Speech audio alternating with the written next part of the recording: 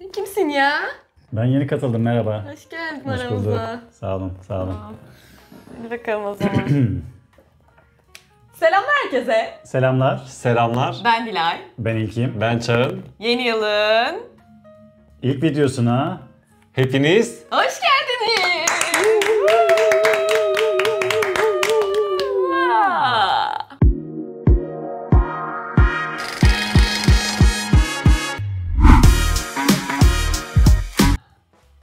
Evet.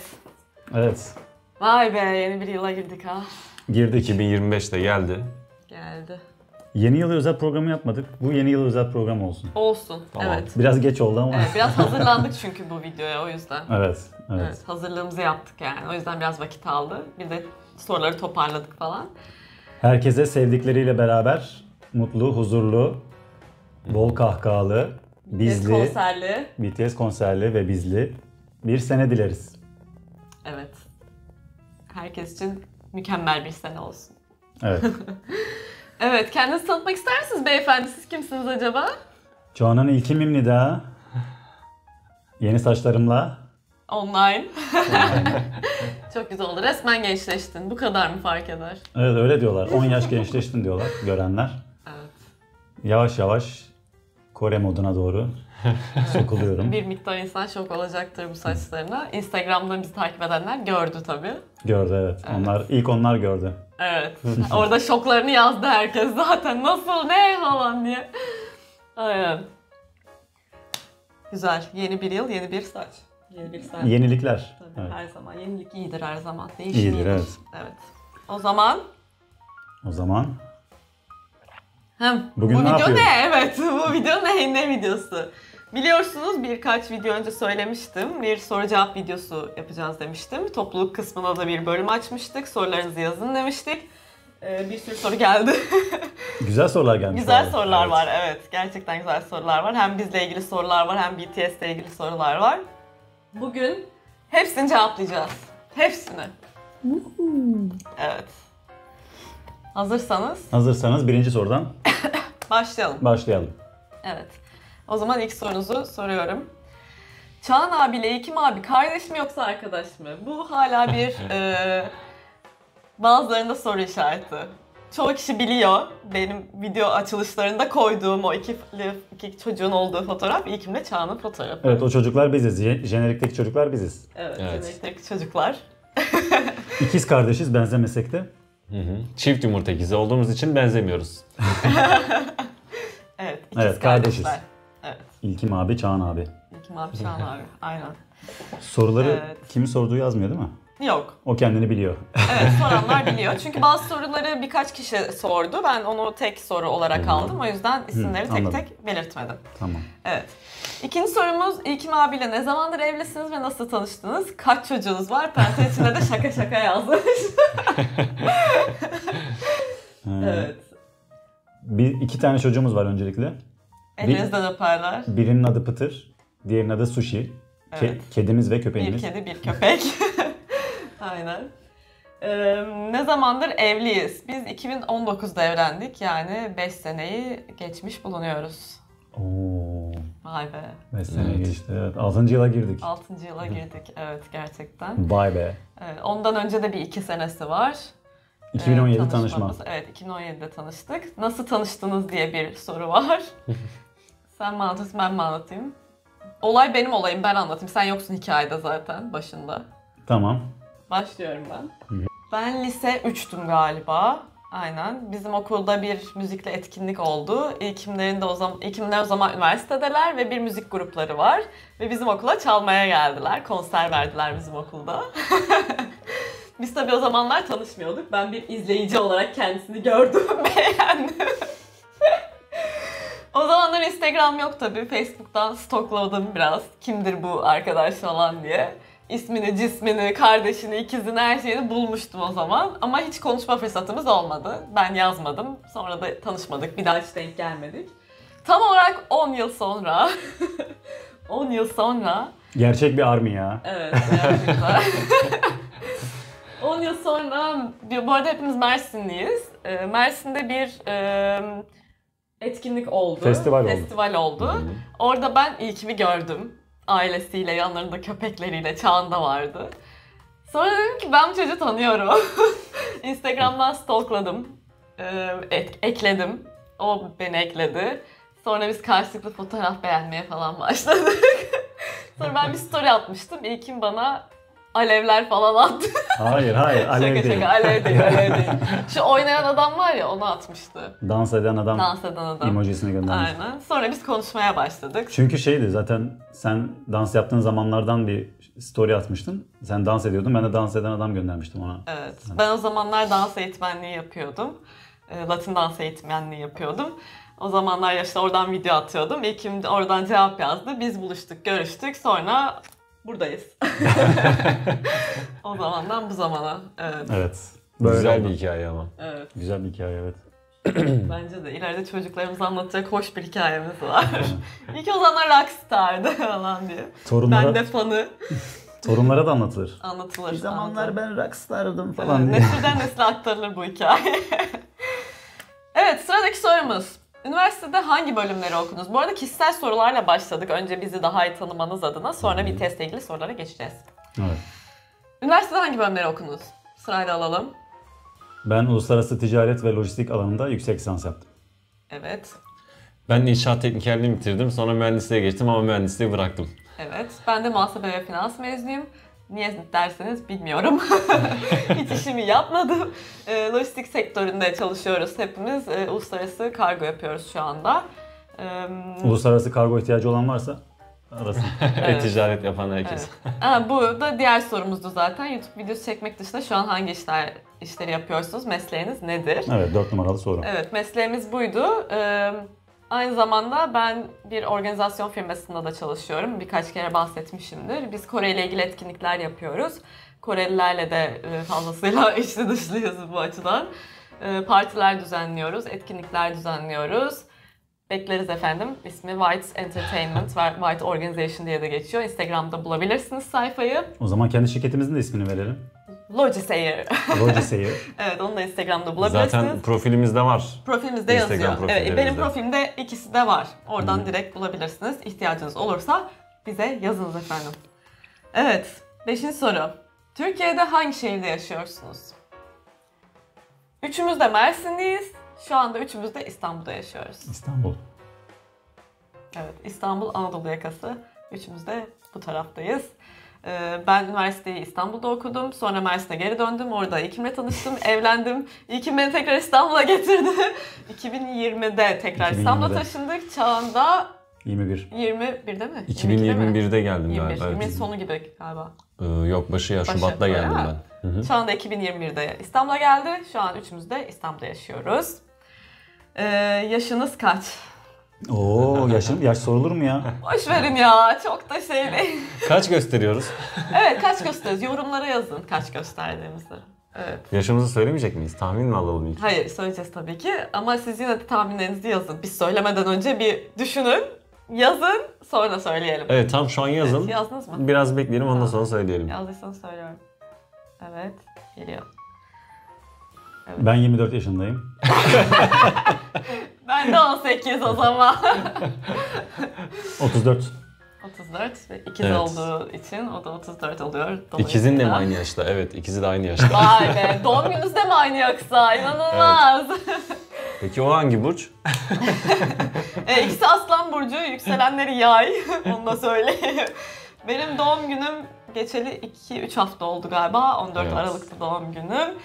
Ben de Yay burcu olup yükseleni aslan. evet cin gibi bir Yay burcuyum. Yükselenim Aslan. İlkimde çaprazlıyoruz birbirimizi. Ben de 31 yaşındayım.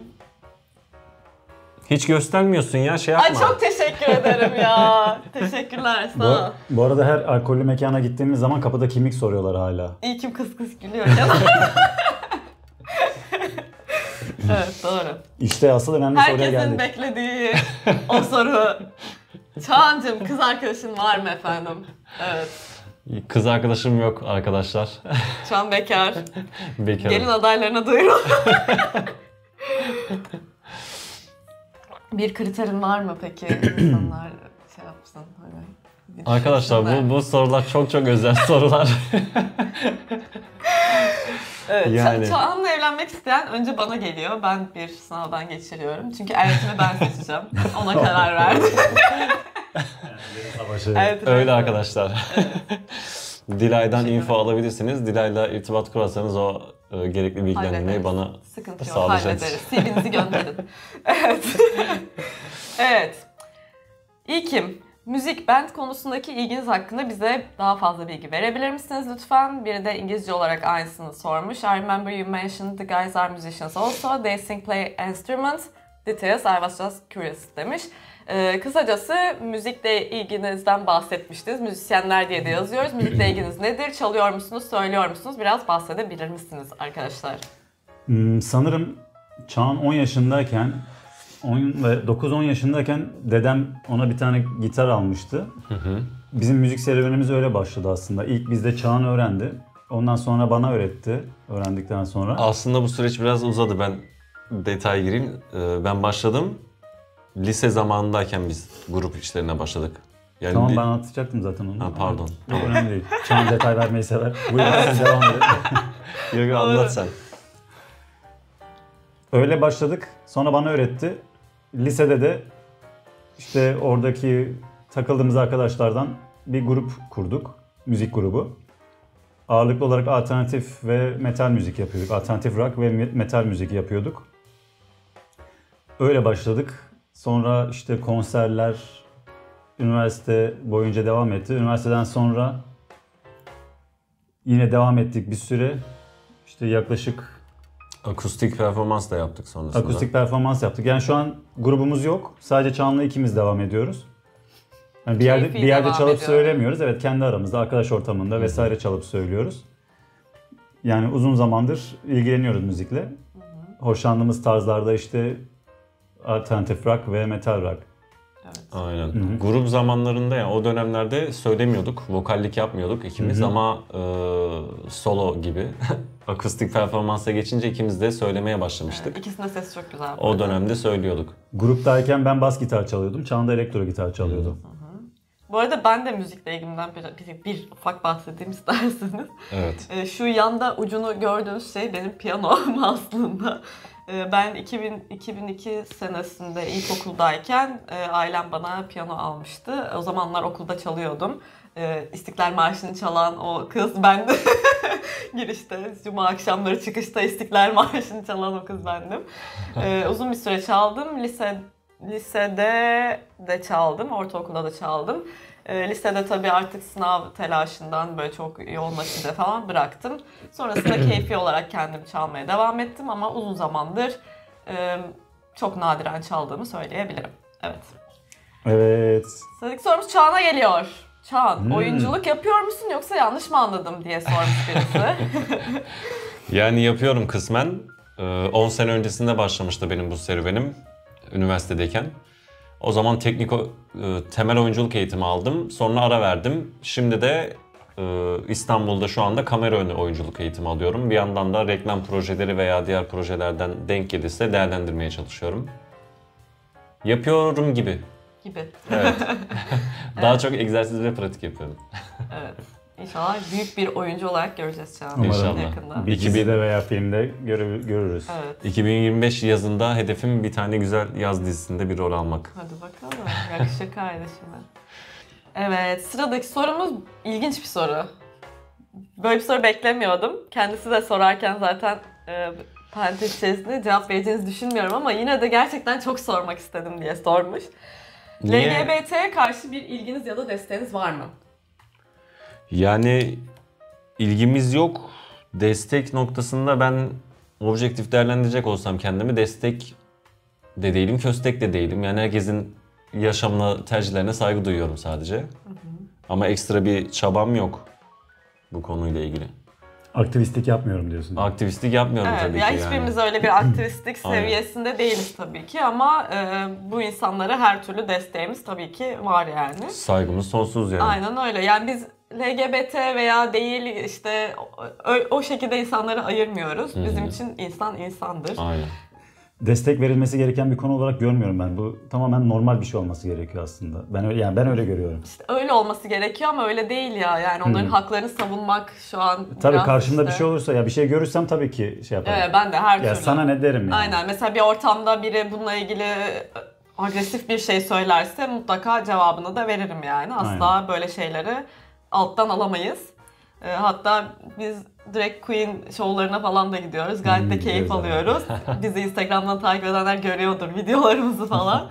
Çok da keyif alıyoruz. Bu insanları da çok da seviyoruz. Ben ayrıca bir BL fanıyım. İzlemeyi çok seviyorum. İlkim de biliyor. Devamlı izliyorum yani. Benim için onların yaşadığı aşkla normal hetero bir çiftin yaşadığı aşk arasında herhangi bir fark yok yani. İkisi de bana geçiyor. Herhangi bir ayrım yapmıyorum bu konuda. Böyle. Evet.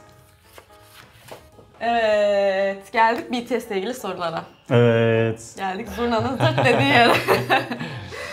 Evet. Şimdi ilk soru bana gelmiş. BTS'i ilk ne zaman ve nasıl tanıdın? Ne zaman ARMY oldun? Seni başlangıçta BTS'e ne çekti? Ayrıca Korece anlayıp konuşabildiğini fark ettim. Korece öğrenmeye ne zaman başladın? Bunlar hepsi ayrı sorular aslında. Ben birleştirdim çünkü hepsi birbirine bağlantılı. O yüzden bu şekilde bahsedeceğim. Şöyle, BTS'i ilk ne zaman tanıdım? Önce Kore'ye nasıl girişimle başlamam gerekiyor bu konuya biraz. Hepinizin bildiği malum bir platform var ya, ben oradaki bütün dizileri bitirip yana yakıla dizi ararken karşıma bir Kore dizisi çıktı. İlk izlediğim dizi Love in the Moonlight. Diziyi böyle bir gecede falan, 2 günde falan böyle çok seri bir şekilde bitirdim ve çok hoşuma gitti. Bu şekilde ben Kore bataklığına düşmüş bulundum. Kore dizilerine böyle başladım. Sonra üst üste tabii devamlı Kore dizileri geldi. O kadar Kore dizisi izledikten sonra aslında K-pop hiç dinlemiyordum o zaman. Sadece Kore dizilerinin müziklerini dinliyordum. OST'ları dinliyordum yani. Çok seviyordum müziklerini. Spotify'da bir liste açmıştım o zamanlar. Hala da eklemeler yapıyorum o listeye. Aşağı bırakayım o listeyi. Bakarsınız, güzel bir liste, dinleyin. Bu arada sana bir detay daha vereceğim hatta size. Benim birkaç arkadaşım son bölümlerimizde sen işte Kore dizilerinden bahsetmeye başladıktan sonrasında Kore dizilerine çok fazla sardıklarını, Çağan inanılmaz bir şey bu, çok keyif alıyoruz falan diye bana geri dönüt yapıyorlar. İşte. Sana teşekkür ediyorlar özellikle. Rica ederim, rica ederim. Gerçekten benim öyle çok arkadaşım var bu arada. Ya bunlar hepsi birbirine benziyor, nasıl izliyorsun bunu deyip bir kere izledikten sonra asla bırakamayan arkadaşlarım var. Sonrasında ben böyle biraz da Korece anlamaya başlayınca böyle artık dizilerden falan dil öğrenmeyi de çok seven bir insan olduğum için dedim ki ya bu K-pop neymiş? Yani herkes bir K-pop diyor, herkes de bir BTS aşkı. Ne bu BTS acaba deyip bir BTS şarkısı açtım televizyondan. İlk açtığım şarkı On. O zamanlar sanıyorum 2020 ya da 21 senesi, yalan olmasın. 20 ya da 21 emin değilim. 10 şarkısını açtım ve... Tesadüfen mi? BTS neymiş diye BTS yazdım ve 10 şarkısı çıktı. Ben de onu açtım. Yani. Tamamen tesadüfen, aynen. Ve performans klibi, yani orijinal klip değil, performans klibi. İzledim ve dedim ki tamam. Yani şimdi anlıyorum, evet. Sonrasında tabii bir merak, üst üste bütün BTS şarkılarını dinlemece. BTS bataklığına da bu şekilde düşmüş bulundum. Korece öğrenme kısmı da şöyle oldu. Koreceyi ben artık böyle izledikçe bayağı anlamaya başladım dizilerden. Sonrasında bir alfabe kursu aldım kendi kendime. Yani hazır bir kurstu, böyle videolu falan. Oradan alfabeyi öğrendim kendi kendime. Sonrasında bir kurs buldum. Böyle orada Koreli bir hoca vardı. Daha çok sohbet içerikli falan böyle. Bir miktar oradan ders aldım. Sonra işte Korece sınavına girdim. Topik hepinizin bildiği. İlk 2 seviyesini geçtim. Sonraki sınavına girmedim henüz. Sonrasında öyle bir ekstra bir çalışmam olmadı ama Korelilerle de çalıştığımız için, ortak iş yaptığımız için biraz daha pratik imkanım sanırım olduğundan da dolayı ilerledi. Biri de bu arada İngilizce olarak sormuş. Kore ile ilgili bilgimi kıskandığını söylemiş. Kore kültürünü nasıl bu kadar iyi biliyorsun, yemeklerini vesaire diye sormuş. Hani BTS sebebi BTS mi yoksa tam tersi mi? Hani Kore'yi duyup sonra BTS'e geçtiniz. Sanırım bu biraz cevabı olmuştur. Yani evet, kültürüne de çok ilgiliyim. Biraz dizilerini fazla izlediğim için de kültürüne biraz hakimim. Korelilerle iş yaptığım için de bir tık hakimim. Henüz Kore'ye gitme fırsatım olmadı ama bu yıl benim yılım hissediyorum. Gideceğim. Kesinlikle gideceğim. Biraz da Korece de bildiğim için sanırım kültürlerini daha iyi anlayabildiğimi söyleyebilirim. Bu şekilde. Güzel cevap oldu. Teşekkür ederiz. Teşekkürler. Yoruldum, siz devam edin. Evet, sen sor bu soruyu. Soru 13. Demiş ki bir anda nasıl BTS reaction videosu çekmeye karar verdiniz? Süreç nasıldı? İlkim hep Dilay'dan duya mı merak etti? Çağın nasıl tepki verdi? O ilk videoda masanın başına oturunca ne hissettiniz? Dilay'ın mutluluğunu düşünemiyorum bile. Yani kısacası BTS reaction'ı çekme nedeniniz nedir? Neden bu işe atıldınız? Evet. Bunun da cevabını sen vereceksin. Aslında bir anda karar vermedik. Bu çok uzun zamandır Evet, düşündüğümüz bir şeydi aslında. Aslında- Ben reaction videoları izlemeyi çok seviyorum çünkü. Ve iyi bir reaction videosu izleyicisiyim aslında yani. Öyle izledikçe böyle ben içim yiyor. Ya diyorum biz çekeriz bunu, işte İlkim'le Çağan'a izletirim, çok güzel olur ya, keşke izleseler, dinleseler falan. Uzun zaman söyledim. Dediler ki ya ne reaksiyonu olur mu, saçmalama falan böyle. Beni oyaladılar. İşimiz var, gücümüz var Aynen, dedik. Aynen. Sonra bir gün bunları ofiste kıstırdım. Dedim ki oturun. Oturttum bunları, bir şarkı açtım. Hoşlarına gitti. Dedik devam etsek bu işe falan. Sonra birkaç video çektik. Sonra YouTube'a yükledik bunları. Böyle üstünden bir 3 hafta falan geçti herhalde. Biz böyle 4-5 tane video koyduk. 100 izleniyor, 150 izleniyor falan. İşte ya ben şey yapıyorum ya, niye izlenmiyor bu videolar falan, böyle kendi kendimi yiyorum. Bir soğuduk böyle, bir çekmesek mi acaba falan dedik. Birkaç hafta ara verdik. Sonra bana YouTube'dan bir mail. 1000 aboneye geçtiğiniz için tebrikler diye. Ne oluyor ya dedim. Bir girdim sayfaya. 15.000, 20.000 izlenmeler. İşte yabancılar izlemiş, yorumlar. Böyle işte herhalde bıraktılar kanalı. Niye bıraktılar, bizim yeni düştük şeyimize falan diye. Sonra bir tekrar gaza geldik bu şekilde. Çok iyiydi ya. Bayağı iyiydi. O günkü şokumuzu size anlatamam yani gerçekten. Ofisteydik ve ben herkesi arıyorum. Ünlü olduk falan. Çok komikti ve o şekilde devam ettik. Şimdi buradayız işte. Ofisi kapatıp mı şey yapmıştık? Ofiste bir devam mı etmiştik ya? Ofisteydik ve ben ekrana bakıyordum. İlkim yanımda oturuyor. İlkim'e böyle yaptım. İlkim bir bakar mısın, ben doğru mu görüyorum yoksa hani halüsinasyon mu görüyorum yani? İlkim baktı, nasıl falan diye.